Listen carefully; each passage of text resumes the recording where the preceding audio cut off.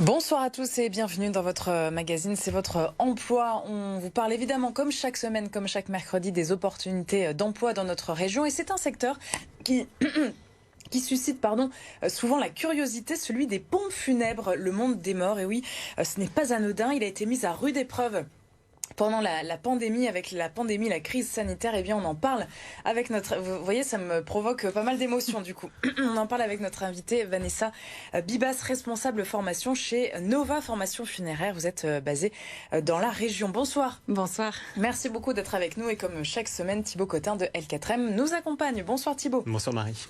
Allez, notre invité, tout de suite donc le secteur des pompes funèbres.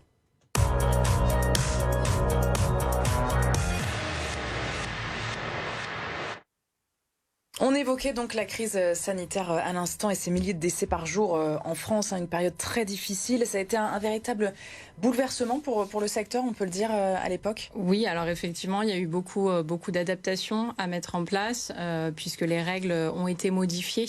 Par exemple, les personnes qui étaient atteintes du Covid, malheureusement, qui sont décédées du Covid, on devait faire des mises en bière directes. Donc c'est vrai que pour les familles, ça a été très compliqué car c'est vrai que dans le cadre du recueillement, c'est important de pouvoir vraiment rendre un hommage. Oui, ça a bousculé les habitudes en fait. Tout à fait. Et du coup, c'est vrai qu'il a fallu rapidement s'adapter.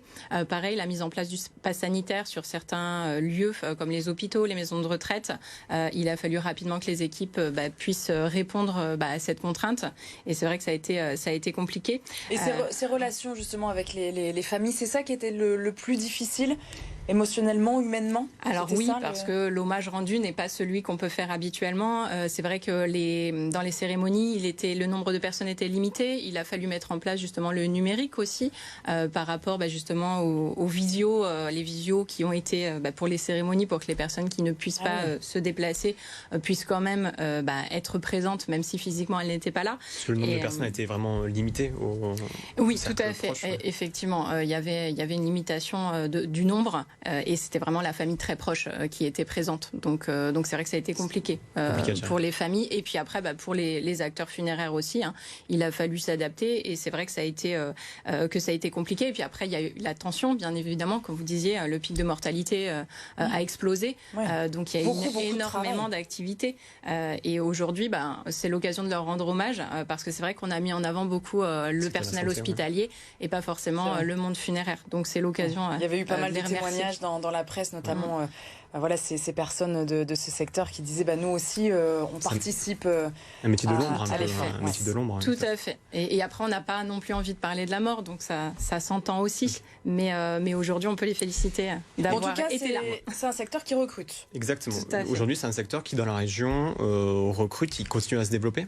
Tout à fait, qui continue à se développer, du coup qui a été mis en lumière un petit peu, on peut dire, par cette crise sanitaire. Et aujourd'hui, c'est vrai qu'on a, on a des employeurs qui déposent des offres d'emploi quotidiennement, alors que ce soit au national ou sur les Hauts-de-France, des offres d'emploi donc sur notre site internet.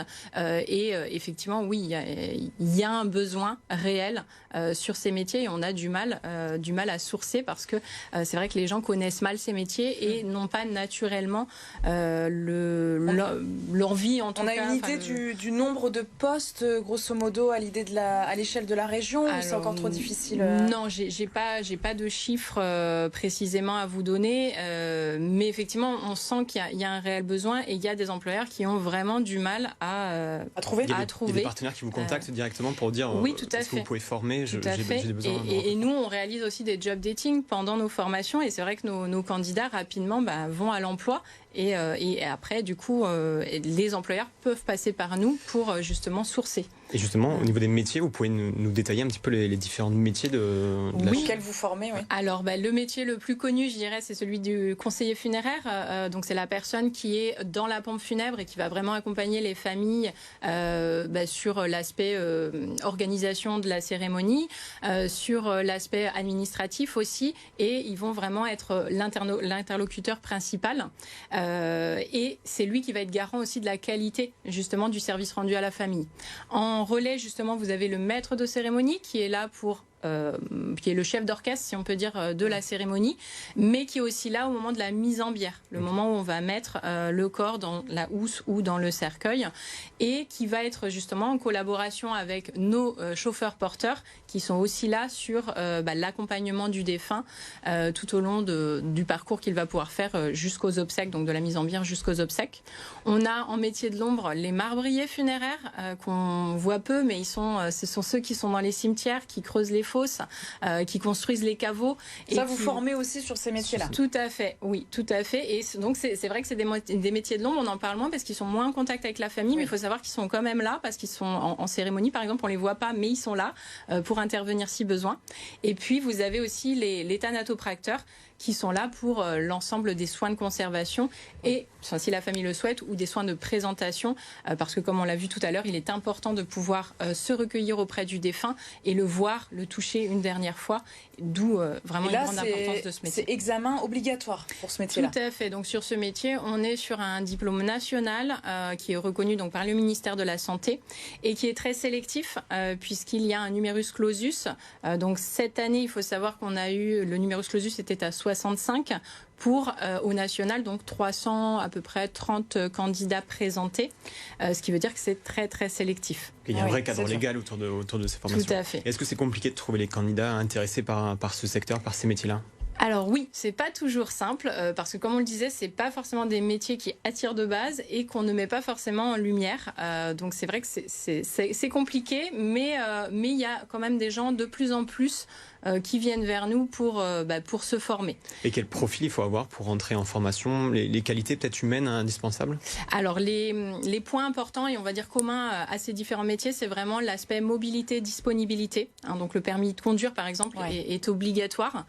Et après, il faut vraiment mettre l'accent sur l'aspect relationnel. C'est vraiment très important. On est là pour accompagner les familles. Donc l'aspect relationnel est extrêmement important. Et vous avez après tout ce qui est, bien entendu, la rigueur, le sens de l'organisation, la condition physique. Irréprochable, bien sûr. Ah oui, pour porter les cercueils aussi, pour ces messieurs. Tout à fait. Pour les porteurs, les marbriers, il faut les conditions physiques, être en bonne santé en tout cas pour pouvoir accomplir son métier.